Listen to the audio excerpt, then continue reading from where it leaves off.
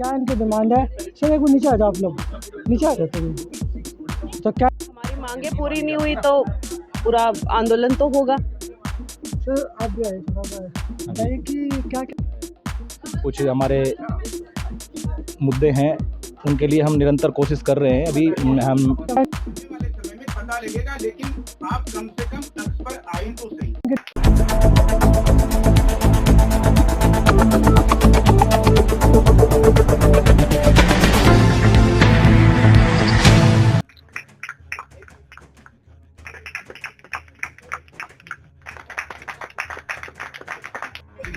ये LBS union से जिस मोटिवेशन के साथ है और जिस डेडिकेशन के साथ में आपने जो स्ट्राइक। नमस्कार, मैं विजय पुनिया, आपका हमारे चैनल पर स्वागत है। मैं खड़ा हूँ दीनदयाल हॉस्पिटल के अंदर और यहाँ पे एक DNSC यानी कि दिल्ली नर्सिंग फेडरेशन, जो पूरे दिल्ली के सभी हॉस्पिटल मिलके इन्होंने एक ग्रुप बनाया, संगठन बनाया, जो अपनी मांगों को लेकर, मुद्दों को लेके यहाँ पे इकट्ठे हुए थे। और कुछ मुद्दे इन्होंने तैयार किए हैं, जिस तरह से सैलरी का इश्यू है, प्रमोशन का भी इश्यूज है, और भी बहुत सारे मुद्दे थे। उनको लेके इन्होंने मतलब एक प्रोग्राम भी किया है, मीटिंग की है, गैदरिंग की है, मुद्दे उठाए हैं। और ये मुद्दे कितने इनके कामयाब होंगे, कितने कामयाब नहीं होंगे, ये तो समय बताएगा और इनकी ताकत बताएगी। तो चलिए इनसे बातचीत करते हैं और पूछते हैं कि ये सरकार से क्या मांग चाहते हैं, क्या इनकी डिमांड है। सर एक बार नीचे आ जाओ, आप लोग नीचे आ जाते हैं। तो क्या इनकी डिमांड है, क्या मांग रहे, क्या चाहते हैं सरकार से, क्या सरकार इनकी सुनेगी? क्योंकि आज सरकार झुकने वाली सरकार तो है नहीं, सबको पता है इस बात का। क्या सरकार इनकी बात सुनती है या इनकी ताकत कामयाब होती है? दोनों में कौन कामयाब होता है? चलिए पूछते जानते हैं। तो सर थोड़ा बताएंगे आप, ये जो आप लोगों ने मीटिंग की थी, क्या मुद्दे थे आप लोगों के? हम आज जो केंद्र सरकार की तरफ से एड पे कमीशन का गठन कर दिया गया है, उसको लेकर के हम DNF की तरफ से ये मीटिंग रखी गई थी कि नर्सिंग कैडर में क्या डिमांड्स रहेंगी एड पे कमीशन को लेकर के, जिसमें हमारी एंट्री पे लेवल पर और हमारे नर्सिंग कुछ अलाउंसेज और वर्किंग कंडीशंस और कैडर स्ट्रक्चर इत्यादि सबको लेकर के हमने आज ये मीटिंग ऑर्गेनाइज की है। तो दीनदयाल के जो अध्यक्ष है यूनियन की, मैडम से भी बात करते हैं, ममता मैडम नाम है इनका। मैंने थोड़ा बताए, आप लोगों ने जो एक आज ये जो प्रोग्राम किया, संगठन बनाया है पूरे दिल्ली के सभी हॉस्पिटल इकट्ठे करके, तो क्या मुद्दे हैं, क्या चाहते हैं आप लोग? देखो, हमारी जो मांगे हैं, एड CPC को लेके, जो हमारे कुछ रिस्क अलाउंस है या फिर जो हमारा नर्सिंग अलाउंस है, और जो हमारे CPC जो 7 CPC में जो भी कमियां रह गई, हमारा जो एंट्री पे लेवल है वो सब जो बढ़ना है, उसको लेके हम रणनीति बनाएंगे और आगे पूरी दिल्ली में हम ये जो मुहिम है हम छेड़ेंगे और पूरी दिल्ली में हम सारे अस्पताल मिलके हम अपने जो अधिकार हैं उसके लिए लड़ाई लड़ेंगे। Thank you. अच्छा, एक चीज़ और जानना था, कितने समय से आप लोग इस लड़ाई लड़ रहे हो और संघर्ष कर रहे हो, कितनी कामयाबी अभी तक मिली है? देखो, CPC में जो है लड़ाई तो हम कंटिन्यू लड़ ही रहे हैं। हमारा जो प्रोफेशन है वो हम दिन रात मरीजों के लिए काम करते हैं। हमारी नाइट ड्यूटियां होती हैं, महीने में 7-7, 8-8, 10-10 बार भी हम नाइट ड्यूटियां करते हैं। ठीक है, हमारी बहुत सारी हेल्थ प्रॉब्लम्स होती हैं नाइट ड्यूटियों की वजह से, जो हम कर रहे हैं। हमारा जो प्रोफेशन है उसमें मोस्टली जो है फीमेल्स हैं। ठीक है, जो ज़्यादातर नर्सेज हैं वो फीमेल हैं, तो उनकी समस्याएं ज़्यादा हैं, हेल्थ इश्यूज़ ज़्यादा हैं। तो हमें उसके हिसाब से हमारा एंट्री लेवल रिस्क अलाउंस है वो हमें मिलना चाहिए। और दूसरी बात ये है कि हम लोग आते भी ग्रेजुएट हैं। ठीक है, BSc नर्सिंग जो है वो हम करके आते हैं। ठीक है, तो हमारा जो एंट्री पे लेवल है वो बाकी प्रोफेशंस की तरह होना चाहिए ना। दूसरा, हमारा प्रमोशन का मुद्दा है। हम स्टाफ नर्स से भर्ती होकर स्टाफ नर्स पे ही रिटायर हो जाते हैं 30 साल बाद। तो हमारा जो इस प्रोफेशन में जो एक आदमी आई स्टाफ नर्स पे रहा है और जो स्टाफ नर्स पे रिटायर हो रहा है, तो उसका मोरल डाउन होता है। तो हम चाहते हैं जो हमारा प्रमोशन है वो टाइम बाउंड हो। कभी पहले आप लोगों ने सरकार को अप्रोच किया था, कभी बातचीत हुई थी आप लोगों की पहले?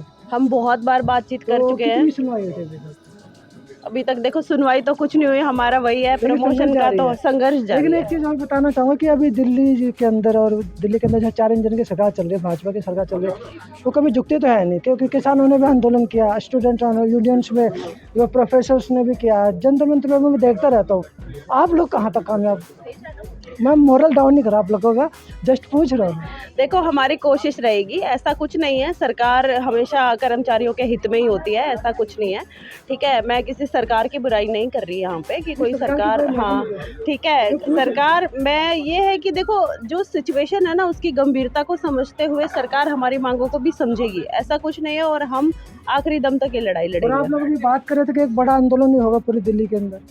हाँ होगा, अगर हमारी मांगे पूरी नहीं हुई तो पूरा आंदोलन तो होगा। सर आप भी आए थोड़ा बताइए कि क्या क्या मांगे यार, कितनी पूरी होने की उम्मीद लगती है? देखो, पिछले वेतन आयोग में हमारे साथ काफ़ी धोखा हुआ है, लेकिन इस बार हम नहीं चाहते कि हमारे साथ कोई धोखा हो। 8 CPC में हम अपनी जो जितनी भी मांगे हैं गवर्नमेंट के सामने पुरजोर तरीके से रखेंगे, और अगर गवर्नमेंट हमारी मांगों को नहीं स्वीकार करेगी तो हमें धरना प्रदर्शन भी करना पड़ेगा, तो हम बिल्कुल धरना प्रदर्शन करेंगे। इस बार हम हमारी मांगे मनवा कर ही रहेंगे। एक चीज़ वैसे दीनदयाल में आप लोग काम करते हो और यूनियन आप लोग दीनदयाल में चलाते भी हो, आप जनरल सेक्रेटरी भी हो, दीनदयाल में क्या दिक्कत है जो जिसका समाधान विधायक जी को करना चाहिए? हाँ, देखिए, हमारे दीनदयाल हॉस्पिटल में जब से हमें 6 महीने हो गए, अभी नई यूनियन हमारी इलेक्ट हुई है, मैं जनरल सेक्रेटरी हूँ उसमें, तो लगभग काफ़ी समस्याएं का समाधान हो चुका है।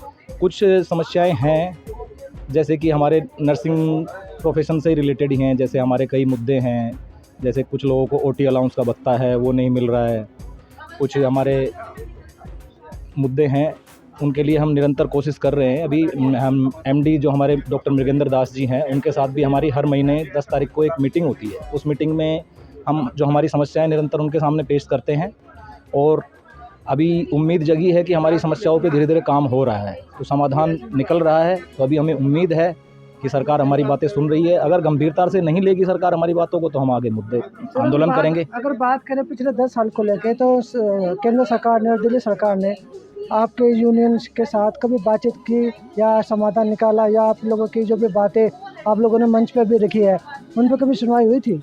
बिल्कुल सुनवाई हुई है, सरकार सुनती है बातों को। अगर आप जायज़ तरीके से मंच पे बातों को पेश करेंगे तो सरकार सुनती है, तो इसलिए मैं चाहता हूँ कि तरीके से हम सारी बातों को अपने पेश करें तो सरकार सुनेगी, ऐसा नहीं है। आप अपनी तरफ से सरकार को क्या कहना चाहेंगे? मैं सरकार को इतना ही कहना चाहूँगा, देखो nurses most of the nurses profession में सब फीमेल्स हैं, फीमेल स्टाफ हैं, तो सब लोग नाइट ड्यूटी करते हैं और पेशेंट्स के टच में सबसे ज़्यादा रहते हैं हम लोग। जो भी पेशेंट का काम होता है, वर्कलोड है, कुछ भी कोई भी काम समझ लो पेशेंट से रिलेटेड जो भी है, सबसे ज़्यादा फेस किसको करना पड़ता है? नर्सेज को। सबसे आगे रहती है नर्सेज।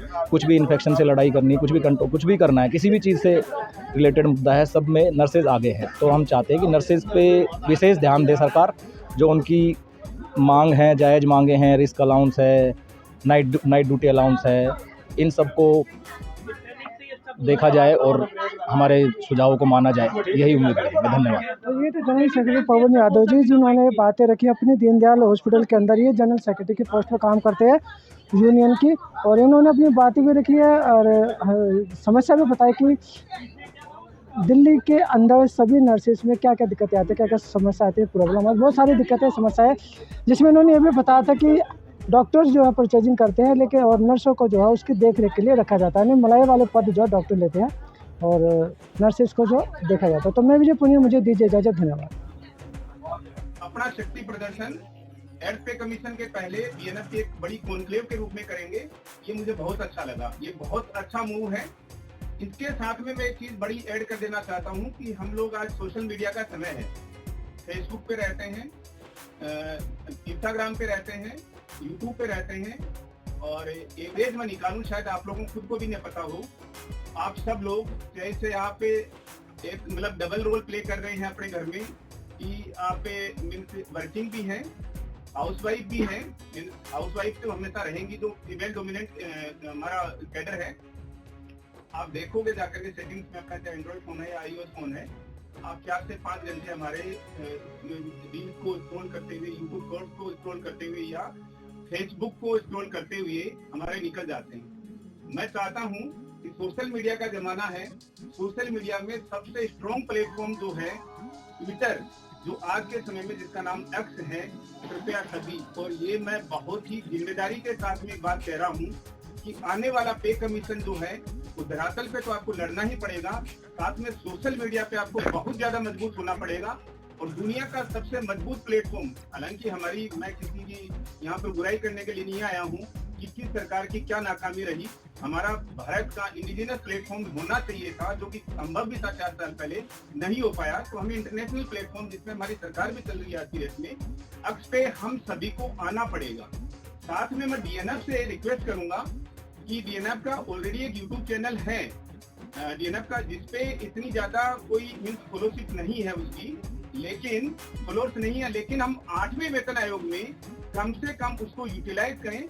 जितनी भी मीटिंग्स आज के बाद में होंगी उसके मीन्स जो भी एक्सपर्ट्स हैं वहां पर डाले जाएं, लोगों का इंटरव्यू जो है वहां पर डाले जाएं, ताकि हमारी बात जो है हमारे कैडर के बीच में और हमारे कैडर से बाहर में मैक्सिमम लोगों तक पहुंचे। मैं एक बार पुनः एक्स पर आना चाहूंगा, ट्विटर पे आना चाहूंगा कि ट्विटर है छोटी सी चीज फेसबुक की तरह से, लेकिन हम लोगों में से हम फेसबुक के साथ में बहुत ज्यादा फेमिलियर हैं, क्योंकि शुरू से यूज करते आ रहे हैं। एक्स यूज नहीं करना आता केवल 2 ही चीजों की वजह से, कि किसी को टैग करना है तो @ लगाना है, मेरा हैंडल पता होना चाहिए। दूसरा, कोई हैशटैग चल रहा है, कोई मूवमेंट चल रहा है तो हैशटैग लगाना है। वो आपको हर एक मंथ से आने वाले समय में पता लगेगा, लेकिन आप कम से कम एक्स पर आए तो सही। मैं ये एक बात वापस क्यों कहना चाहता हूँ कि क्योंकि दिल्ली सरकार का ही हमारा कैडर जो है वो भारत का सबसे बड़ा कैडर है हमारे कैडर में। क्योंकि जो पिछली लड़ाइयां 7 पे कमीशन के समय में या 6 पे कमीशन के समय में लड़ी गई थी, हम एक अलग बैनर के नीचे थे।